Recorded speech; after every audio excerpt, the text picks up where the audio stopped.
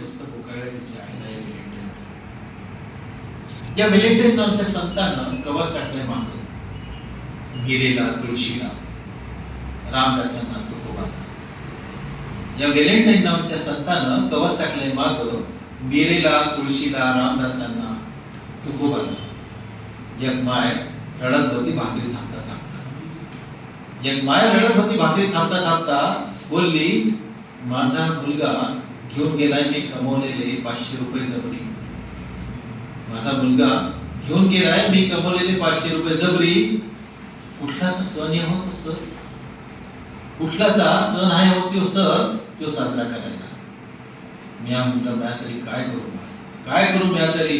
लय प्रश्न बोट काढलं तिच्या आईला व्हॅलेंटाईनचं. माझ्या बाच्या बाची माय मोजत होती शेवटल्या घटका. माझ्या बाच्या बाची माय मोजत होती शेवटल्या घटका. तेव्हा माझ्या बाच्या बाचा बा बसून होता तिच्या उशाशी 3 रात्र उपाशी. बसून होता तिच्या उशाशी 3 रात्र उपाशी. आणि डोळे मिटले मायनं तेव्हा टिपूस बी नाही काढला बाच्या बाच्या बानं. तेव्हा टिपूस बी नाही काढला बाच्या बानं. निस्ता बघितलेला शून्यात आणि झाला त्या शून्यात पाठोपाठ गेली. निस्ता बघत राहिला शून्यात आणि झाला पाठोपाठ त्या शून्यात विलीन. त्याने नव्हता ऐकला वेसुद्धा व्हॅलेंटाईनचा. त्याने नव्हता ऐकला वेसुद्धा व्हॅलेंटाईनचा. पण जगायचं असतं स्वच्छंद कोणातरी सोबत, हे जसं ठाबा आहे या व्हॅलेंटाईनच्या शिष्यांना. पण जसं जगायचं असतं सोबत कुणाच्या तरी स्वच्छंद, जसं ठाबा आहे या व्हॅलेंटाईनच्या शिष्यांना, तसं मरायचं बी असतं कुणाच्या तरी सोबत. हे ठाबं होतं बाच्या बाला. लय पुस्तक उकळले तिच्या व्हॅलेंटाईनचं. ही कविता मी नाशिकच्या साहित्य संमेलनात सादर केली. अतिशय धडधड होत होती. मोठं संमेलन होतं. मी प्रथमच एवढ्या मोठ्या स्टेजवर गेलो होतो. विठ्ठल वाघ त्याचं संचालन करत होते. आणि त्यात 100 कवी असतात. माझा 60वा 70वा काहीतरी नंबर असेल. टाळ्या पडल्या इथपर्यंत ठीक आहे. पण या कवितेने मला बंसमोन मिळाला. असं पहिल्यांदा झालं की मला असं कोणी इतकं अप्रिशिएट केलं. आणि तिथेच माझ्या डोळ्यात कळवळून पाणी आलं. बाघांनी मला जवळ घेतलं आणि म्हणाले, अरे मला वाटलं हा तारा निखळतोय का काय. हा कार्यक्रम, ही कविता सादर करून मी स्टेजवर खाली होतो. आणि माझी कधीही कविता न वाचणारी माझी बायको, इतरांचे कवींचीही बायको कविता वाचत नाही. पण 100% खात्री, कवयित्रींच्या नवरे कविता वाचत नाही त्यांच्या. मी लिहून देऊ शकतो. माझी पण बायको नाही वाचायची. उलट काय करताय हा प्रकार, हा भाव असायचा. त्या दिवशी तिने खळखळून या डोळ्यात पाणी आणि तिने 1,500-2,000 शब्दांची परवा न करता म्हणत होती. तेव्हा मला कळलं की नाही, आपली कविता किमान आपल्या बायकोपर्यंत तरी पोहोचली. कविता आणि लेख हे सगळं चालू असताना नवीन नवीन शब्द कसे यावे, काहीतरी हे साहित्याचं वाचन आपलं होतच. मला ओपनचं पत्र आलं होतं मध्यंतरी. लग्न होऊन 3 वर्ष झाली आहेत. आता तुझ्या शब्दकोशात भर पडली असेल असं त्यांचं पत्र. ते आजही माझ्याकडे आवड ठेवलेलं आहे. आमचा बऱ्यापैकी पत्रव्यवहार चालायचा. तेव्हा ते इंग्लंडवर असं पत्र पाठवते, निळ्या रंगाचं इंग्लंड यायचं. आणि मग मला जाणवलं, अरे हो, मी शोधायला लागलो. आणि मला खूप सारे शब्द बायकांकडून मिळाले. एक फॅक्ट, माझा काका तो एक नामवंत कवी होता. तो इतका खरंच मोठा होता, प्रसिद्ध होता. तो जेव्हा कोर्टात उभा राहायचा आपले मुद्दे मांडण्यासाठी, तेव्हा जज सुद्धा त्याचे मुद्दे फोडवू शकत नव्हता. समोरचा वकील तर हा उभा राहिला की तो आपलं सामान आवडू लागायचा. पण माझ्या काकांनी आयुष्यभर हो आणि अजिबात नाही हे 2 शब्द बायकोसमोर उच्चारून संसार रेटलेला मला आठवतो. तो त्याची बायको म्हणजे आमची काकू, ती सुद्धा प्रश्नार्थकच फक्त बोलायची त्याच्याशी. चलताय का? हो. चहा हवाय का? नाही. संपलं. प्रश्नार्थक वाक्य आणि त्याचे हो किंवा नाही एवढेच उत्तर. मी पण काका इतका नाही तरी बऱ्यापैकी हे 2 शब्द वापरतो. बरं, मी तिच्या मताला हो म्हटलं याचा अर्थ तिचं मत मला पटलं आहे असं नाही. पण तिचं मत जर आपण विचारात घेतलं तर मग आजचा दिवस बरा जातो हे मला ठाऊक आहे म्हणतो. आणि तसंच नाही असं म्हटलं म्हणजे तिच्या मताशी मी असहमत आहे असं नाही. परंतु तिला वाटतंय ना, मग नाही म्हणायला काय हरकत आहे. हे अशी सगळी माझी मतं होती. तर काय झालं तर विषय होता तिच्या माझ्या चुलत बहिणीच्या मुलीच्या लग्नात रिटर्न गिफ्ट असते ना, तर तिने साडी दिली होती. त्या साडीचा विषय. आता सासरून आलेली साडी म्हणजे बायकांना आवडणार नाही हा अलिखित नियमच आहे. माहेरची साडी अतिशय प्रिय, सासरची साडी अजिबात नाही. तुम्ही मला सांगा, ती साडी बोहारीत कधी घेतलं ती मला म्हणा. आता बोहारीण हा शब्दच मला आठवला, इथे बोहारीणच म्हणतात ना, हा शब्द आठवायला मला बराच वेळ लागला. आणि मग आठवलं की बोहारीण म्हणजे आपल्या घरातला एक आटाळा देऊन दुसरा आटाळा जो स्वयंपाकघरात टाकते, तिला बोहारीण म्हणतात. आता नवीन पिढीला हा शब्द माहिती असण्याचं काही कारणच नाही. तुम्ही लगेच गुगल शोधायला लागेल. हे म्हणजे काय, हे सासरून आलेल्या साडी होती. तिच्या माहेरून इतका कधी नव्हते मला एक रंगीत चादर दिली होती बरं का. ती प्लास्टिकच्या आवरणात होती चादर. तिने चादर पाहूनच, म्हणजे ते प्लास्टिकचं आवरण पाहून, अगो बाई ताई किती भारी मला चादर दिली, कशाला उगीच असं म्हटलेलं मला आठवतंय. आणि याच्यानंतर ती बाहेरची चादर येणाऱ्या जाणाऱ्याला दाखवून हिने अक्षरशः का वाटणार. बरं त्याच्या कोल्ड्रबंद सुद्धा काढलेली बरं का ती, वरून पाहिजे तिला असं हात दाखवा लावायचा नसणार. ठीक आहे, कोल्डर. आमच्याकडे लोक यायला टाळाटाळ करायला लागले. म्हणजे माझे भाऊ माझी बहिणी एक एकदा येऊन गेले. दुसऱ्यांदा या म्हटलं तर त्या चादरीचं काय झालं असं विचारायचं. काय झालं म्हणजे ती काढली का, नाही येत, मग सध्या येत नाही, नंतर असं म्हणायचं. एक दिवशी मी पांढरा शर्ट आणला होता 1,500 रुपयाचा, तो भिजायला टाकला होता आणि त्याच्यावर ती चादर टाकली.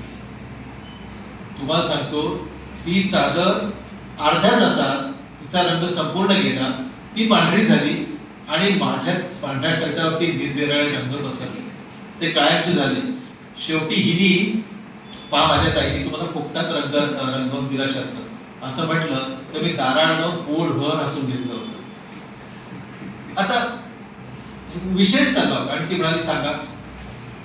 तुम्हाला सांगते काय सांगणार म्हणजे, हे आता ही साडी बोहारी घेणार नाही एवढं काय, काम आलेला सुद्धा असं पोतेरं दिलं जाणार नाही.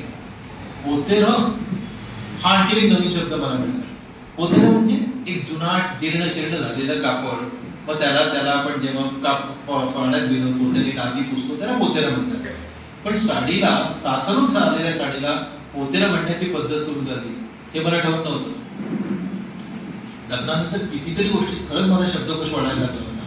म्हणजे वेळी अवेळी जर झोपून राहिला नवरा तर तगड्यावर करून पडलाय असं म्हणतात. हे जेव्हा मला पहिल्यांदा ऐकलं तेव्हा मला अक्षरशः घाम फुटला होता. नंतर मग सवय झाली. एक म्हणजे नवरा बायको मिळून जर गेलं ना तर त्याला फिरणं म्हणतात, नवरा एकटा गेला तर त्याला उंडारणं म्हणतात. हे मला हळूहळू कळायला लागलं. कितीतरी शब्द मला नवीन कळले. म्हणजे पायजमा जर आपण पलंगावर फेकून दिला तर घराचा उकिरडा होतो, हेही मला नवीन कळलं. इतके शब्द नवीन नवीन माझ्या शब्दकोशात ऍड झाले. आता फक्त चेहऱ्याला मुकला केव्हा म्हणायचं आणि थोबाड केव्हा म्हणायचं हे जेव्हा कळेल तेव्हा मी आता शब्दकोश त्यांना घेणार आहे. तर ही जेव्हा ती पाहिलं साडीचा प्रकार काही जमत नाही, मी ही साडी अजिबात ठेवणार नाही. माझं वॉर्डरोब अख्ख्या नवीन साड्यांनी भरले आहे. ही बोहाडीला द्या किंवा पोतेरं करून टाका, मला काही कर्तव्य नाही. 15-20 दिवस झाले त्यानंतर ही ब्युटी पार्लर मध्ये काय सरस्वती विराजमान होते अशा बायकांच्या जिभेवर. आणि ब्युटी पार्लर मध्ये निघाली, मला म्हणाली तुम्ही जाताय ना तर मला रस्ते सोडून द्या आणि येताना घेते. मी तिला सोडलं, खिशातून पेन काढला, तिच्या पदरावर अशी कुली मारायचा प्रयत्न केला. ती म्हणाली काय करताय. नाही, बाहेर आल्यावर ती तूच आहे का हे ओळखायला हवं म्हणून मी कुली मारली. तर ती आत गेली आणि मग घरी रविवारचं म्हटलं जाऊन लोळायचंच आहे त्यापेक्षा ताईकडे जाऊया. तर ते तिच्याकडे लग्न झालं होतं, तिच्याकडे गेलो. ताईकडे गेलो तेव्हा ती अशी साड्यांचा असा कठ्ठा काढून बसली होती, पॅक साड्या सगळ्या आणि डोकं धरून जायचं. काय ताई काय चाललं. काही नाही रे, बघ काय प्रकार. बरं जाऊ दे. नवरा नवरी कुठे ते गेले उंडारायला. तिने म्हटलं उंडारायला गेले. मला कळलं की अरे आता आपल्या बायको म्हणजे ब्युटी पार्लर, तिला तोंड उघडणं शक्य नाही, म्हणून तिची सरस्वती तिच्या जिभेवरची थोडा वेळ ताईकडे आलेली दिसते. काय करू रे, ते साड्या पाहिल्या तिने.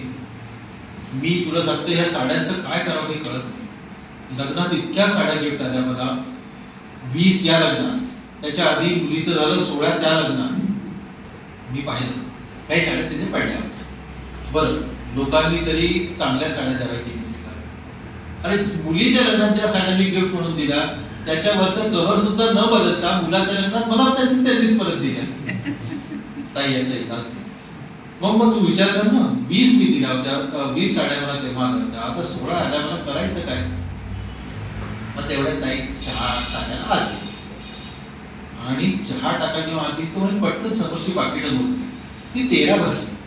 आता 20 आणि 16 13 होत नाही एवढं मला माहिती ना, म्हणजे 36 आता 13 जर उरले याचा अर्थ 23 आणखी कोणाचं तरी घरात परत रिटर्न गिफ्ट दिलंय हे मला त्यावेळेस कळलं. मग ताई चहा घेऊन बघायला लागली, म्हणाली काय करू रे, कोणाला देवली सुद्धा जातात नाही पोतेलं. आणि मग मला कळलं की जिभेवरची सरस्वती ही बायकोच्या इथे नक्कीच ठाण मांडत असते. मग मी पटकन तिला घ्यायला गेलो आणि ह्या शब्दकोश मग मी आवरून ठेवायला सुरुवात केली.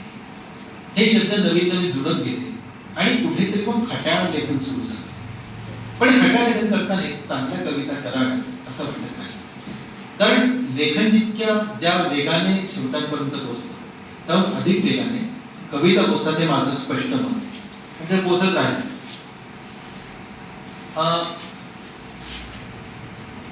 त्या दरम्यान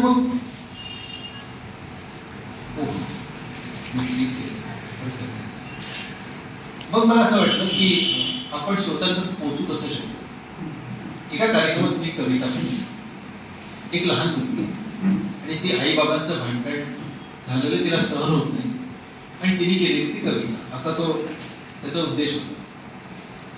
कविता अशी होती, आई आणि पप्पा कसे उगाचच भांडतात, आई आणि पप्पा कसे उगाचच भांडतात, आपले लहान मुद्दे सुद्धा मोठ्याने भांडतात.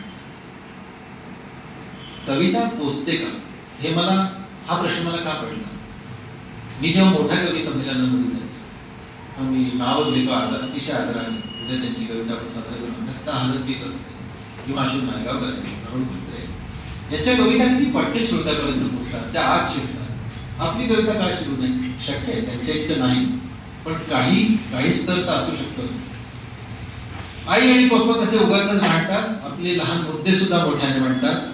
आई म्हणते शट अप प्लीज, बाबा म्हणतात गेट आउट प्लीज. आई म्हणते शट अप प्लीज, बाबा म्हणतात गेट आउट प्लीज. चला एवढं तरी बरं, प्लीज म्हणतात हे तर खरं, तीही शट अप होत नाही, तेही गेट आउट होत नाही.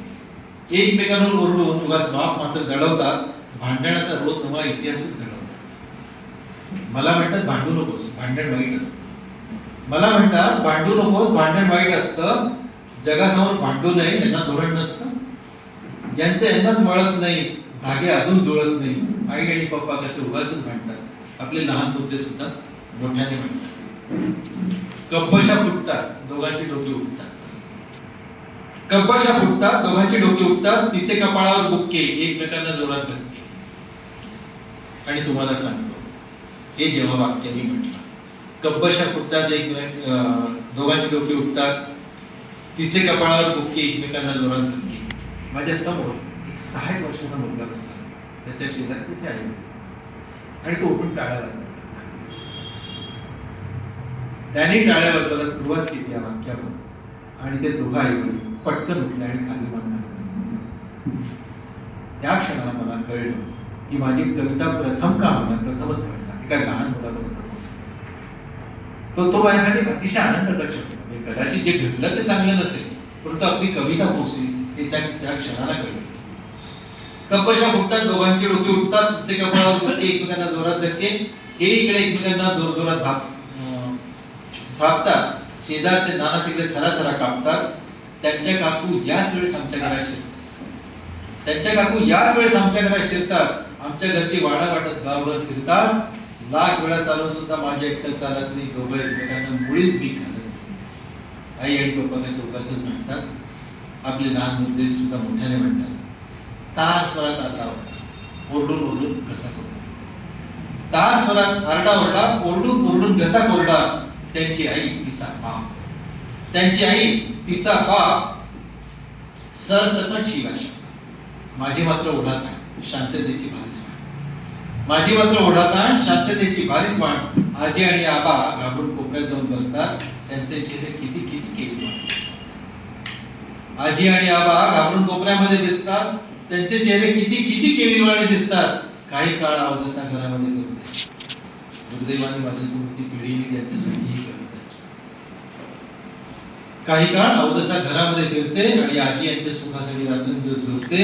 माझं एकदा जाऊ दे, त्यांना त्यांचे हाल पुरत नाही आणि आजीच्या डोळ्यातलं पाणी रात्र सरत नाही. आई आणि पप्पा कसे उगाच वाटतात, आपले लहान मुलगे सुद्धा मोठ्याने वाटतात. ही कविता सादर केली आणि मग कळलं कविता पोचणं काही अंशी का होईना सुरू झाले. परंतु यमकात कविता करणं सोपं नाही.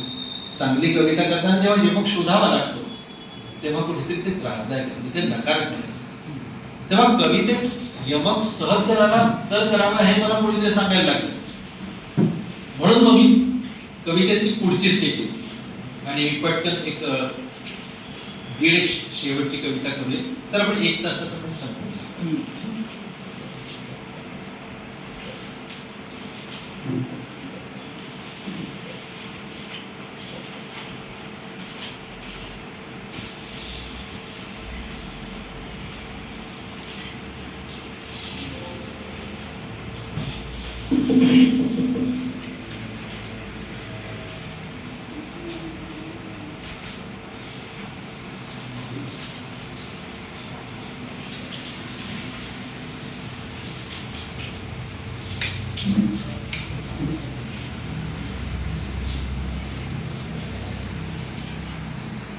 लहान मुलांना नाही करतात, मी फक्त समोरचे 4 आणि तिकडचे 4 त्यांच्याकडे. मला खूप आवडतं एखादी कविता वाचून त्या कवितेचा भाग उतारणं. जसं मला असं वाटतं की माझी कविता शिकावी, तसं माझ्याही मनात बऱ्याचदा कविता शिकते. मला खूप आवडतं एखादी कविता वाचून त्या कवितेचा भाग उतारणं. मी अजूनही बोलतो वाचून तरुण कविता, मी अजूनही बोलतो वाचून तरुण कविता, झुलतो श्रावणाची कविता. मी अजूनही बोलतो वाचून तरुण कविता, झुलतो श्रावणाची कविता वाचून. कधी होतो अंतर्मुख तर कधी हसतो खळखळून, कधी होतो अंतर्मुख तर कधी हसतो खळखळून. शोकांतिका वाचून दाटून येतो आवडला कशात माझ्या, शोकांतिका वाचून दाटून येतो आवडला माझ्या गळ्यात घशात माझ्या. तेव्हा हिला हात मारून वाचायला सांगतो ती कविता, तेव्हा हिला हात मारून वाचायला सांगतो कविता मी. हातातली कामं सोडून ती येते हात पुसत पत्राला, हातातली कामं सोडून ती येते हात पुसत पत्राला. वाचून तिलाही नक्कीच होत असतं माझ्यासारखं काहीतरी आतल्या, वाचून तिलाही काहीतरी होत असतं माझ्यासारखं आतल्या. पण सावरायला हवं या क्षणी हे बायकांना जसं कळतं तसं पुरुषांना नाही कळत. पण सावरायला हवं या क्षणी हे बायकांना जसं कळतं तसं पुरुषांना कळत नाही नीट. मी मात्र इकडे तिकडे बघून मनाचे कळ हवली हलकेच घेतो जवळ तिला. मी मात्र मनाचे कळ हवली इकडे तिकडे बघत हलकेच घेतो जवळ तिला. मी आहे ना सोबत असं काहीसं पुटपुट देते, मी आहे ना सोबत असं काहीसं पुटपुट देते आणि पेटते निरांजन मध्ये. मी अजूनच बिलगतो तिला एका लहान बाळागत, मी अजूनच बिलगतो तिला एका लहान बाळागत. तेव्हा ते हलकेच थोपटतेवर पाठीवर माझ्या, तेव्हा ते हलकेच थोपटते पाठीवर माझ्या. फुलांची रास होतावी तशी या क्षणी ती होतच राहते साऱ्या जगाची माया पुढ्यात माझ्या. फुलांची रास होतावी तशी ती उठत राहते साऱ्या जगाची माया पुढ्यात माझ्या. या क्षणाला स्पष्ट दिसत असते तिच्या स्निग्ध नजरेत तस्वीर माझ्या आईची. या क्षणी स्पष्ट दिसत असते तिच्या स्निग्ध नजरेत तस्वीर माझ्या आईची. अजूनही मी वाचतो एखादी कविता डोळ्यात पाणी आणणारी, अजूनही वाचतो एखादी कविता डोळ्यात पाणी आणणारी आणि हाक मारतो हिला आणि शोधत राहतो आईची माया तिच्याकडे, आणि शोधत राहतो आईची माया तिच्याकडे. या कविता केलेले जे समाधान असतं ते यमकाच्या 4 ओळीच्या 8 ओळीच्या कविता तुम्हाला कधीच सांगतात. हा चांगला भाग आहे की वाईट भाग मला ठाऊक नाही, पण यामुळे कविता फारशा नाही. म्हणजे जवळजवळ 125 कथा लिहिल्या, लेख लिहिले, परंतु कविता माझ्याकडून 150 होता. मी 1,500 कविता लिहिलेले कवी पाहिलेले. एका बसलीत 6 कविता, म्हणजे लाडू वळायचे ना समोर असलेल्या सारडाचे, तशा कविता करणारे लोक पाहिजे. परंतु चांगली किंवा कविता ही अभावाने घडते असं मला वाटतं. कविता हे रोज करणारा प्रकारे लोक रतीब टाकतात. चिडणे सरांना माहिती आमच्या ग्रुपवरती रोज त्या एका कवितेने संकल्प घेतला, म्हणाले की 365 दिवसात 365 कविता करतात. नाही तर तिला नरकात जावं लागलं असं कोणीतरी सांगितलं असेल, पण ती वाचून श्रोत्यांना जावं लागतं त्या क्षणी हे तिला कल्पना नाही. मग हे मी सगळं कुठून शिकलो, मग कुठून आलं, तर मला खूपदा जाणवलं की मला माझ्या आईकडून मिळालं. मी खूप वाचायचो, कारण आई पण खूप वाचायची. आता मी एक मध्यंतरी एक चित्र पाहिलं होतं. एक बाई वाचून राहिली आणि तिचा लहान मुलगा पण वाचून राहिला. मग समोरच्या गाडीत आहे, त्या ट्रेन मध्ये समोरचा माणूस विचारतो, अरे तुमचा मुलगा पुस्तक नसतं? हो, मोबाईल पाहते, कमाल आहे. ती म्हणाली, ऐकत नाही हो, मी करते ना तेच तो करतो. हा त्यांनी तिथे विनोद म्हणून होता की ही म्हणजे खरं म्हणजे कोणाला तरी शिकवण म्हणून होती, हे मला कळलं. आई जे करते तेच मूल करतं. आणि माझ्या आईला वाचनाची प्रचंड सुदैवाने 75 म्हणजे तिच्या निर्वाणापर्यंत तिचे डोळे शाबूत होते. आई काही वाचायची, काही. हातातलं पुस्तक, वर्तमानपत्राचं पान, इव्हन ती कुठे उभी असली आणि खाली जर काही असं कागदाचा चिठोरा पडला असेल तर तो सुद्धा उचलून वाचायची तिला सवय होती. याकरता तिला बाबा रागवायचंच होता, परंतु तिची सवय कधी गेली. इतकी सवय होती तिला की घरात गॅसवर ठेवलेली आमटी ढवळता ढवळता सुद्धा ती वाचत असायची. मी बरेचदा पाहिजे.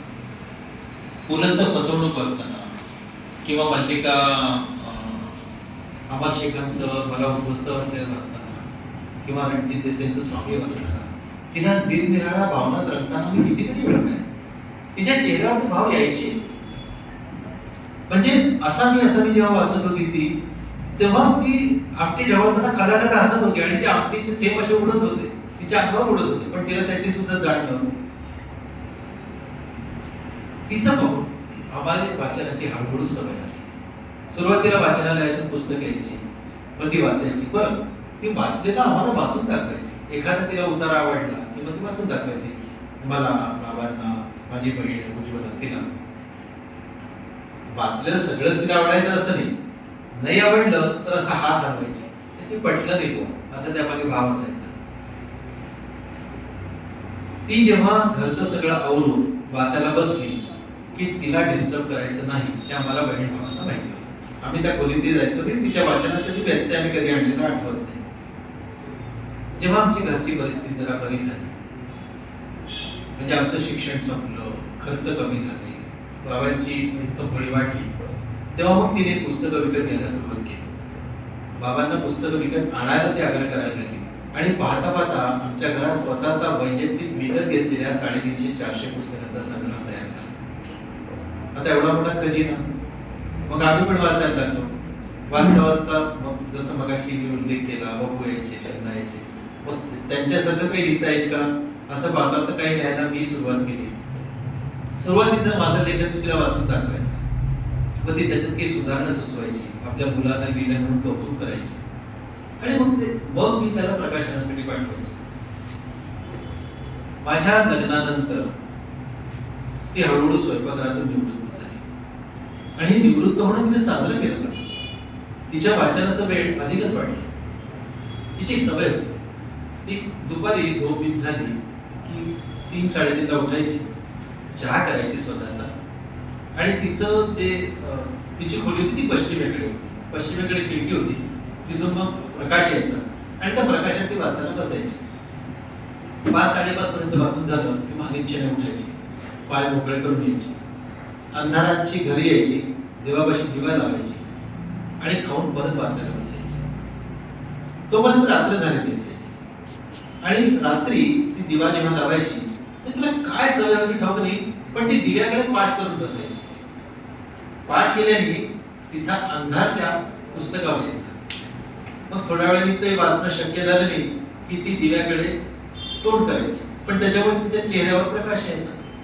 मग दोन्ही गोष्टी तिला त्रासदायक पाहिजे, पण आपल्या वेळाची काहीतरी किंमत द्यावी लागते हे जाणून तिचा हा अंधार प्रकाशाचा खेळ तिला जाणवायचा नाही. ती जेव्हा थकायला लागली तेव्हा ती रात्री उशिरापर्यंत वाचायची. बाबा निघून गेले होते आणि उशिरापर्यंत मग ती पडल्या वाचायची. तेव्हा तिच्या पुस्तकावर थोडासा अंधार यायचा, मग उलट करायची, प्रकाश यायचा. ती जेव्हा पुस्तक वाचणं थांबवायची झोपायची वेळेची तेव्हा ती दिवा बंद करायची, पण दिवा बंद करायला जे स्विचबोर्ड होतं ते तिच्या पलंगापासून 6 फूट लांब. मग ती कष्टाने उठायची, तो दिवा बंद करायची. नंतर तिला जमायचं नाही, मग ती मला हाक मारायची. सुरुवातीला मी गेलो, पण रोजच झालं आहे. मग मला कंटाळा यायचा की आपण झोपलोय आणि 11-11:30 एक दिवा मालवायला बोलवते.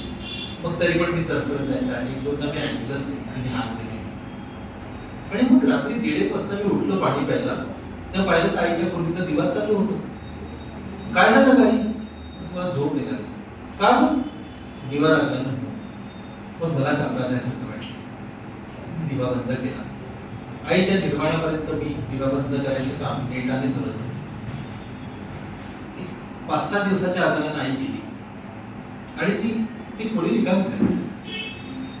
मग 12-13 दिवस जेव्हा भेटायला लोक यायचे तेव्हा आम्ही त्यांना चर्चा करायचो, आईबद्दल बोलायचो, त्या खोलीत घेऊन जायचो. आता आईबद्दल चर्चा म्हणजे तिच्या पुस्तकांची चर्चा होणं स्वाभाविक असायचं.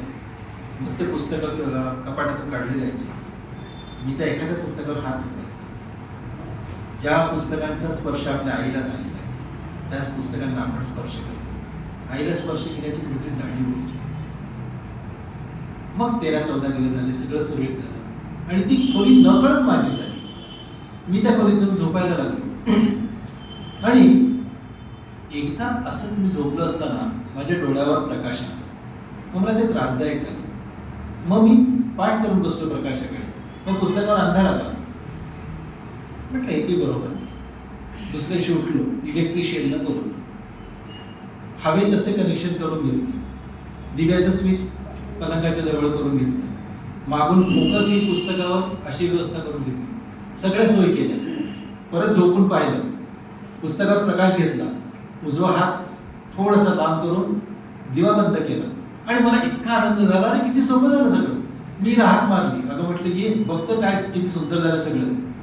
300 रुपये लागले फक्त, पण सगळ्या सोयी मी करून घेतल्या. ही पण आली, अगं किती छान झालं ना असं म्हटली आणि माझ्या पोटात एकदम कंटाळा पडला. हे सगळं मी आज केलं, हे आई असताना कधी सुचलं नाही मला. तिला 6 फुटावर जायला त्रास होत होता. मी तिच्यावर अर्ध्या वयाचा, त्याच्यावरही कमी वयाचा. मला त्रास झाला तर मी हे सगळं बदलून घेतलं. तिला त्रास होताना मला दिसत होता आणि मी एवढं पण केलं नाही. 300 रुपयाचा प्रश्न होता. 300 रुपये नव्हते असं नाही, पण सुचलं नाही मला कधी. ही चूक झाली नाही, हे पाप झालं. म्हातारी आई जाणं हे निसर्ग नियमाला धरून होतं, पण ती जिवंत असताना आपण एवढी सुद्धा सोय करू शकलो नाही हे निश्चितच होतं. आज जाणवतं ती गेल्याच्या इतकी आवश्यक. आज काय करू शकतो? आज 10 वेळा जरी पस्तावलो, 10 वेळा जरी आईच्या नावाने हाक मारला तरी ते क्षण परत नाही येऊ शकतो. मी आईला ती सोय नाही देऊ शकत. काही गोष्टी मुलांना वेळच्या वेळीच करायच्या असतात. न सुचणं हा अपराध होता, नाही पाप होता. आज किती वेळा आईला हाक मारली तरी शक्य होणार असं सुचत गेलं, असं काही केलं, तुमच्यासमोर सादर करत गेलं. जेठे साहेब, तुम्ही इथे उभं राहायची परवानगी दिली. खूप मनापासून अतिशय ते थोडक्यात जरी आटकलं असलं तरी जे काही सादरीकरण केलं ते आपल्या हृदयामध्ये किंवा आपल्या आपण जे म्हणतो आपल्याला येऊन पोचलेलं आहे. ज्या मला 2 गोष्टी आठवल्या महत्वाचं. मी कविता वाचत होते का माझ्या लक्षात नाही, परंतु त्या कवितेत असं म्हटलं होतं की घरात म्हातारा माणूस आहे आणि तुम्ही काय करता, तुम्ही जाऊन बोलता का, त्याचा अर्थ वेगवेगळा आहे. दोनदा मी सादरही केली होती. आणि ती कविता ज्या वेळेला मी त्या काळात वाचली 3 वर्षापूर्वी, तेव्हा मला असं चरलं झालं. कारण तेव्हा माझी आई जिवंत होती. माझ्या लक्षात आलं मी नाही बोलत तिच्याशी, मी जाऊन तिच्याशी गप्पा मारत नाही. आणि माझ्यात फरक पडला पुढच्या. त्यामुळे आपण म्हणतो की कवितेमध्ये ताकद प्रचंड असते. तुम्ही तुमचं सादरीकरणपेक्षा ते पोचती का नाही हे फार महत्वाचं असतं. तसंच मला ते रवींद्र गुरुजरांचं आठवतं. रवींद्र गुरुजर सांगत होते, रवींद्र गुरुजर अतिशय हुशार. त्यांनी अनुवादामध्ये त्यांचं नाव महाराष्ट्रामध्ये घेतलेलं. तर ते सांगत होते की माझी आईला शाळेत जायला मिळालं नाही. मुली विशेषतः आहे का, माझ्या आई त्यावेळेला शाळेत जायला काही मिळालं नाही, ती शाळेत जाऊ शकली नाही. मग ती 2 भाऊ जे होते ते शाळेतून आल्यावर आपल्या बहिणीला शिकवायचे. आणि ह्या शिकवण्यामुळं रवींद्र गुरुजरांची आई इंग्रजीमध्ये एक्सपर्ट झाली. आणि तिने सर्व हे आपल्या मुलांना शिकवलं. त्यामुळं आज रवींद्र गुरुजर एक मोठा लेखक झाला. त्याच्यामध्ये आईच ते होता. पण भावा बहिणीचं प्रेम कसं असतं त्या कालावधीमध्ये कसं होतं हे आपल्याला दिसून येतं. आज परिस्थिती बदलत चालली. घरामध्ये लहान कुटुंब आहे, बहिणी नाही, भाऊ नाही. अशा वेळेला या कवितेच्या माध्यमातून मुला मुलींचा कोमलपणा जपणं, त्यांना नवीन पद्धतीतून पुढे आणणे महत्वाचं आहे. म्हणून मी कायम सांगतो की मला 2 गोष्टी मुद्दाम सांगितल्या पाहिजे. की मी बघतो की आपण जेव्हा मराठी शाळा बघतो ग्रामीण भागातल्या, त्या शाळेतली कुठलाही मुलगा आपल्याला आत्महत्या करताना दिसत. त्याचं कारण त्यांचं स्ट्रगलिंग असतं, त्यांचं एकमेकांशी भांडण असतं, त्यांची एक प्रकारे मानसिक तयारी झालेली असते. आणि याविरुद्ध आपण शहरामध्ये मी श्रीमंत कुटुंब असं म्हणणार नाही, परंतु जिथं एकलकोंडी मुलं आपल्याला दिसतात तेव्हा हे परिणाम आपल्याला जास्त दिसून येतात. तेव्हा कालच मला शिल्पा सांगत होत्या, मुंबईमध्ये माझी मुलगी सांगत होती तिला की आता बरीच कुटुंबातली मंडळी फ्लॅट अशा ठिकाणी घेतात जिथं मुलं आहेत खेळायला, तिथं फ्लॅट घ्यायला सुरुवात. म्हणजे आता बदलतंय, वातावरण बदलतंय. म्हणजे एक काळ असा होता की एकत्र कुटुंब नको, मला फ्लॅट पाहिजे, मला फ्लॅट पाहिजे. हे आता जेव्हा अशा अनुभव घ्यायला सुरुवात झाली, जेव्हा कुटुंब तर मर्यादित आले, म्हणून आपल्या मुलांना नातवांना खेळण्यासाठी असे फ्लॅट्स बघतायत, अशा सोसायटी बघतायत की जिथं मुलं मुली आहेत. तर हे सगळं जे आहे हे आपल्याला जवळ तसं केलं पाहिजे. म्हणून तारेचं कौतुक असं की त्यांच्याकडे ज्या काही गोष्टी आहेत, त्यांच्याकडे शांत शेट्टी होऊन गेल्या असतील, बाबू होऊन कुणी होऊन गेलं असेल, परंतु त्यांना जे समजलेलं आहे ते जाऊन प्रत्येक ठिकाणी सादरीकरण करणं, जे काही होत आहे छोट्या छोट्या गोष्टीमधून, छोट्या छोट्या कवितेमधून मांडणं, हे अतिशय महत्वाचं आहे. मला वाटतं मी सुद्धा आता कविता लिहिली, मला ते जाणवलं. म्हणजे दसरा झाला होता आणि मी दारात उभा होतो आणि तेवढ्यात 2 मुलांना घेऊन एक आमच्या शाळेमध्ये गरीब कुटुंबातली एक बाई आली तिथे. आणि मी असं म्हटलं तुम्ही 4 दिवस शाळेत मुलांना पाठवलं नाही, तर तिने काही कारण सांगितलं. पुन्हा मी तिला विचारलं काही मुलं, मला माहिती होती की ती दोघं येत नाहीत. नाही म्हणजे ते ऊस तोडणीला गेले, शेताचं कुटुंब, त्यांच्यावर सुद्धा मुलं तिकडे गेलेले. आणि ते असं म्हणता म्हणता अचानक ती असं मला म्हटली की ही माझी मुलं जी शाळेमध्ये तुमच्या येत आहेत ही कुणी पळवून तर नेणार नाही ना.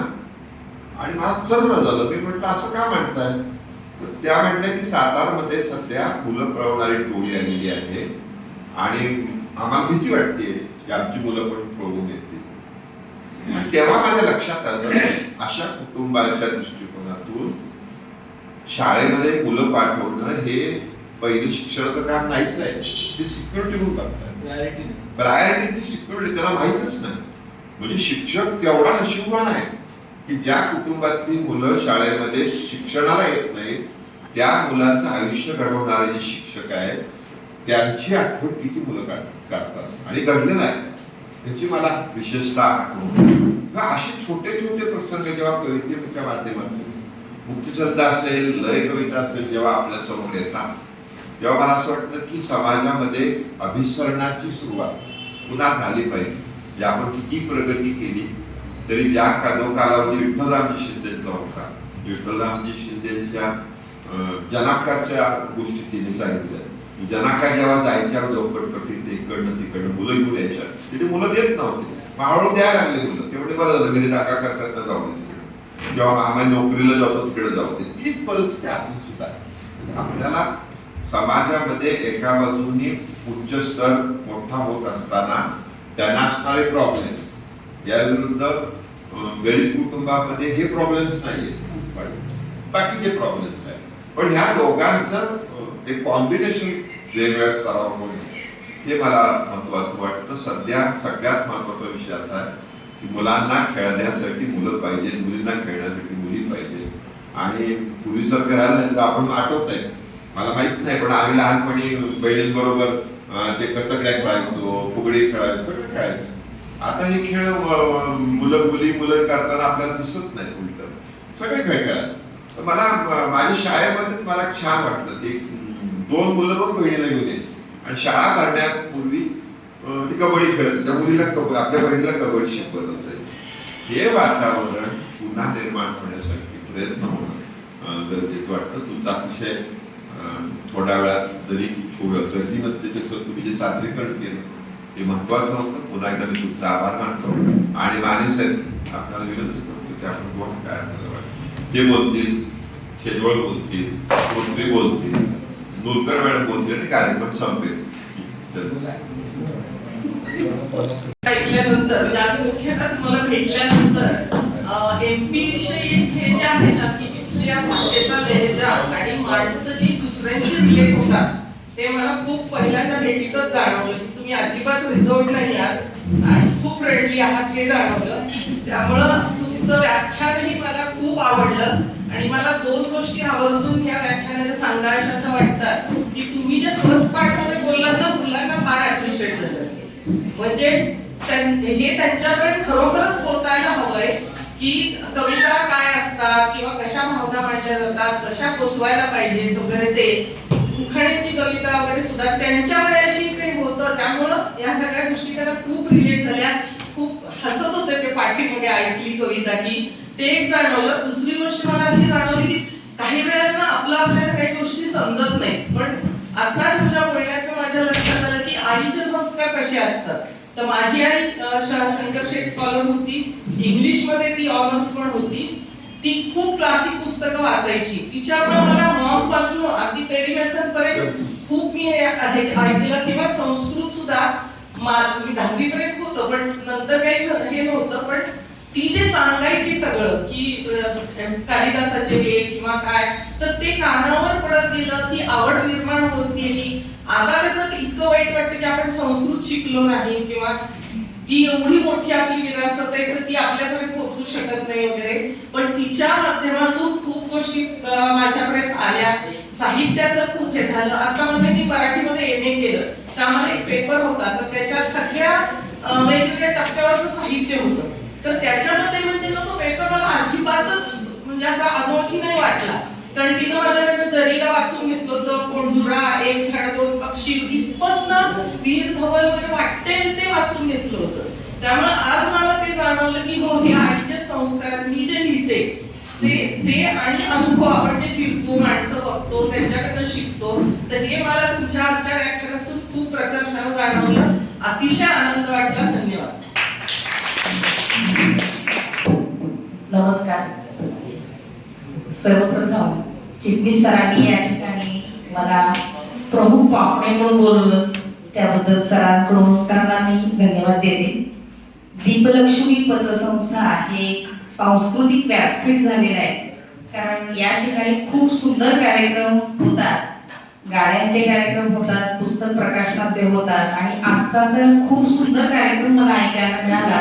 प्राध्यापक श्रीकांत तारे या सरांचा या ठिकाणी कविता सादरीकरण अत्यंत सुंदर, आणि सरांनी जे सुरुवातीला सांगितलं की मी कसा घडत गेलो. आता आज खरं विद्यार्थ्यांना त्याची गरज आहे की आपल्याला जे वाटतंय ते कसं लिहित गेलं पाहिजे आणि वाचन कसं केलं पाहिजे, हा एक चांगला असा संस्कार या ठिकाणी मिळाला. त्याचबरोबर सरांच्या अनेक आता कविता ज्या ऐकल्या, उखाण्यांच्या, ह्या सगळ्या आम्ही ऐकत गेलो. आणि शेवट त्यांनी जे आईबद्दल जे सांगितलं की आईवरती सांगताना ते भावुक पण झाले. आणि खरंच आहे मलाही एक असा या ठिकाणी अनुभव सांगावासा वाटतो की माझी आई ही जुनी 11वी SSC होती, हुशार होती आणि माझे वडील गेल्यानंतर ती थोडी एकाकी झाली. पण तिला लहान असल्यापासून खेडेगावामध्ये होती, उखाणे खूप ऐकायची, जात्यावरची गाणी म्हणायची, पाळणे, ओव्या हे खूप तिला छान म्हणता येत होत्या. आणि मग वडील गेल्यानंतर एक तिला आणि जगण्यासाठी काहीतरी तिला थोडं वडिलांचं दुःख विसरावं यासाठी मी तिला थोडं म्हटलं तू तुझ्या जात्यावरच्या ती गाणी वगैरे तू लिहायला सुरुवात कर, ओव्या लिहायला सुरुवात कर, उखाणे लिही. आणि ती लिहित गेली आणि लिहित गेल्यानंतर काही वर्षात सुरुवातीला तिला नकार दिला, पण नंतर लिहायला लागली. आणि एक असाध्य असा आजार झाला कर्करोगासारखा आणि तिचं बद्दलचं मला पुस्तक प्रकाशन करायचं होतं आणि ते माझं पुस्तक प्रकाशन करायचं राहून गेलं. तोपर्यंत तिनं बरंचसंच लिहिलं जे आज आपल्याला बोलल्याची गाणी वगैरे माहिती सुद्धा नाहीये. तर ते जे संस्कार आहेत ते संस्कार पुढच्या पिढीला मिळावेत यासाठी मी तिच्या पहिल्या वर्षश्राद्धाच्या वेळेला पुस्तक प्रकाशित केलं, संस्कार वेद नावाचं पुस्तक. खरोखर पुस्तक प्रकाशन करायला तिनंच लिहिलेलं होतं, ते संग्रहित करून पूर्ण करायचं होतं.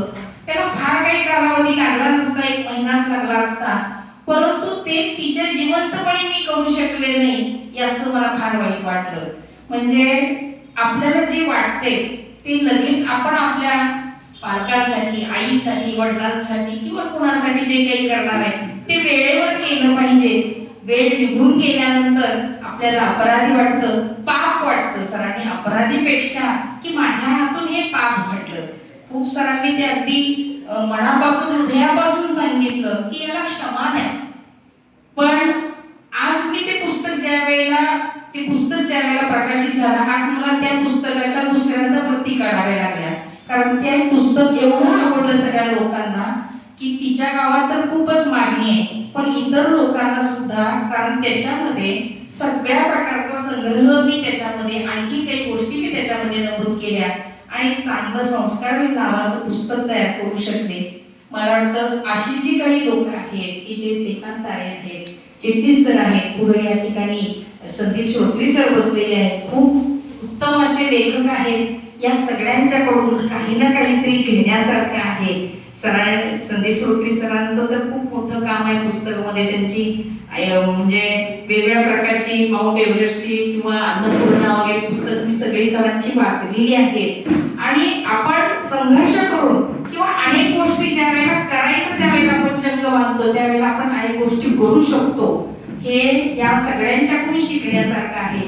तारे सर बोलत होते एवढे मोठे, आज मी त्यांचा बायोडाटा मला आमच्या सरांनी टाकला, त्यांची ओळख जर वाचली तर मला ओळख बघून वाचून दम लागला. एवढं त्यांचं लेखन आहे, नियतकालिकेमध्ये आहे, वृत्तपत्रांच्या मध्ये आहे, पुस्तकं तेवढीच आहेत, कविता संग्रह आहे, म्हणजे केवढं मोठं लेखन आहे. साहित्य परिषदेमध्ये त्यांचं काम आहे, तसंच चिटणीस सरांचं काम आहे, संदीप श्रोत्री सरांचं काम आहे. पण ही जेवढी माणसं मोठी आहेत ना तेवढीच विनयशील आहेत. यांच्याकडून विनयता आपण घेतली पाहिजे. त्याचबरोबर चिटणीस मॅडम सुद्धा आहेत, यांचंही लेखन आहे. तर ही जी माणसं आहेत ना, तर विद्यार्थी आज या ठिकाणी होते सरांचं ऐकण्यासाठी, म्हणजे विद्यार्थ्यांना तर घेण्यासारखं आहे. आणि या दीपलक्ष्मी पतसंस्थेमध्ये हे जे काही कार्यक्रम चालतात, जे बुद्धीसाठी आवश्यक आहेत, माणूस घडण्यासाठी, समाज घडण्यासाठी हे जे काम सर करतायत ते अत्यंत उल्लेखनीय आहे. त्यामुळे दीपलक्ष्मी पतसंस्था हे जे व्यासपीठ आहे ते सांस्कृतिक व्यासपीठ आहे असं मला या ठिकाणी म्हणावंसं वाटतं. आणि तारे सरांना पुन्हा एकदा मी धन्यवाद देते. आणि खूप चांगलं व्याख्यान या ठिकाणी मला ऐकायला मिळालं, मला या ठिकाणी संधी दिली बोलण्याची, त्याबद्दल मी सर्वांना धन्यवाद देते. मिश्किलतेपासून सुरू झालेलं आणि निशब्द करणारं असं व्याख्यान होतं. पहिल्यांदा मला असं वाटलं होतं की मी असा घडलोमध्ये आयुष्याचा सगळा प्रवास असा असेल, पण सरांनी साहित्यिक अनुभव आणि त्यातनं कशा पद्धतीनं ते घडत गेले असं सांगितलं. आणि शेवटी माणूस म्हणून घडण्यासाठी काय करायला पाहिजे हेही त्यांनी जाता जाता आईचं उदाहरण देऊन सांगितलं. कवी नेहमी भावूक असतो आणि कवी वेगळ्या पद्धतीने विचार करत असतो. नेहमी इतरांना जे नाही सापडत असतं त्याहीपेक्षा पश्चातापाचे क्षण हे कवीला जास्त जवळून स्पर्श करून जातात हे आपल्याला लक्षात आलं असेल मला वाटतं. कारण एखादी गोष्ट न करून देणे हे आपल्या आयुष्यातलं भाग होतं अशा प्रकारची जाणीव हव्या ह्याच्यात माणसाला नेहमी होत असते. म्हणजे जाता जाता मला जाणवतं की आपल्या आयुष्यात डोकवायला लावणारे हे भाषण होतं. प्रत्येकाला आज चिपी सरांनी त्यांचा अनुभव सांगितला, आज शेतवळ मॅडमना त्यांच्या आईची आठवण झाली. हे मला वाटतं की जास्त महत्वाचं असतं की माणसाच्या काळजाला स्पर्श करणारं जे काही असतं ते व्यक्त होणं मिश्किली किंवा पूर्व हे करणारे बरेच जण असतात, पण जाता जाता त्यांनी एक आयुष्यातला प्रसंग उभा केला आणि अनेक काळाची दालनं माणसाच्या खुली केली. ही ताकद फार महत्वाची असते इथं. म्हणजे मला याचा जाणवलं की जेव्हापर्यंत मी आता आई माझी 89 वर्षाची, मी तोपर्यंत घरी जात नाही. सगळ्यात तिला किती गदार वाचला तरी पोराच्या गाडीचा आवाज त्या आईलाच ऐकू येतो आणि पटकन जाऊ ती आधी दार उघडते. मी बऱ्याच वेळा म्हणतो येत जाऊ नको, पडशील एखाद्या कुठतरी. पण हे जे असतं ते फक्त आईलाच जाणवतं की मुलगा कधी येतो, त्याची वाट कधी असते, त्याची गाडीचा आवाज कसा येतो. इतक्या गदारात सुद्धा मुलाच्या दारात मुलाची गाडी दारात आली हे फक्त आई जाणू शकते असं मला वाटतं. अनेक कल्पनांना आपल्या वावरून बोलत बसले तर खूप वेळ मुलांनी 5 वाजून गेलेले आहेत. माणूस वागावा कसा हे ज्याला कळतं ना तो माणूस साहित्यिक लवकर होतो, नेहमी कवी लवकर होतो. म्हणजे आमची आजी एक पूर्वीचे साधा प्रसंग करायची की आम्ही लहान असताना आमच्याकडं आष्ट्याला असताना आमचा प्रत्येक सणाला गावदेवीला नैवेद्य द्यावा लागायचा आणि ते एवढं ताटा हातात घेऊन आम्ही त्या अंबाबाईच्या देवळापर्यंत जायचो. पण तेव्हा आई काही वेळा एक पिशवीत एक थोडंसं द्यायची आणि गावदेवीचे नैवेद्याची म्हणायची, देवीला नैवेद्य देऊन द्यायला का नाही तिथे पाराखालच्या बसलेल्या गण्याला पण देऊन घ्यायचं, त्याला कोण देणारे सणाचं म्हणायचे. तो वेळीसर म्हणलं होता तिथं बसलेला असायचा. हे शिकवणं, हे संस्कार हे आपल्या आईने केलेले असतात, आपले पूर्वज करतात आणि ते आपण पुढच्या पिढीपर्यंत द्यायचे असतात. माणसाचं आयुष्य अनेक अर्थानं घडत असतं. एकासारखं आयुष्य कुठल्याही दुसऱ्या माणसाचं नसतं. प्रत्येकाचे आयुष्य वेगळे, चढ-उतार वेगळे, सुख-दुःख वेगळी आणि त्याला सामोरं जाण्याची ताकद ही वेगळी असते. अशी व्याख्यानं आपल्यामध्ये ती जगण्याची ताकद निर्माण करतात असं मला वाटतं. धन्यवाद तारे सर, खूप छान वाटलं तुमचं व्याख्यान ऐकून आणि तुमच्यातला एक सरळही माणूस पाहून दोन्ही नाही छान वाटलं, सुख वाटलं, समाधान वाटलं. धन्यवाद.